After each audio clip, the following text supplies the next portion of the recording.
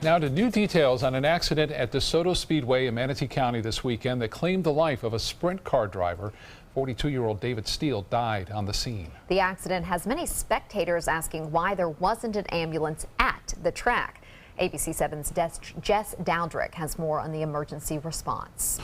Good evening. Track officials tell me that there are fully trained medics, firefighters, and EMTs at every race here at DeSoto Speedway. However, unfortunately, it wasn't enough to save the life of 42-year-old David Steele.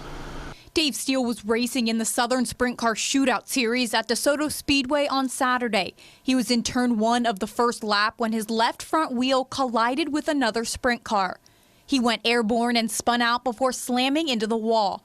This was the frantic 911 call afterward. I need an ambulance and an engine company. Our safety team is working on an severely injured driver on the track in a sprint car accident.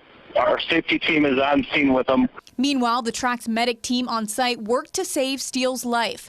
An ambulance arrived approximately 20 minutes later to transport him to a local hospital, according to spectators. But Steele was pronounced dead on the scene.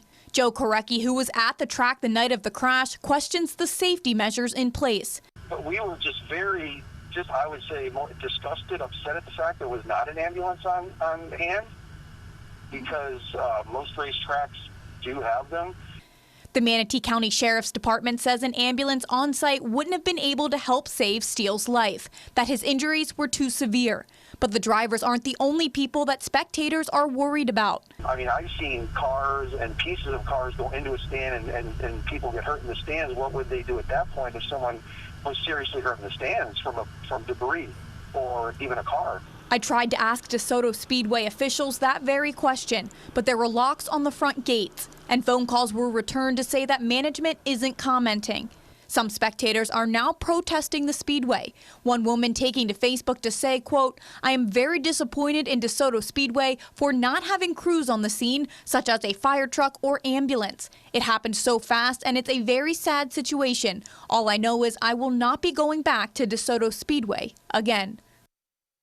Again, the officials at DeSoto Speedway would not comment on camera today. However, they did take to Facebook to say that Steele will be remembered as one of the best to ever race a sprint car. At DeSoto Speedway, Jess Dowdrick, ABC 7, your Suncoast News.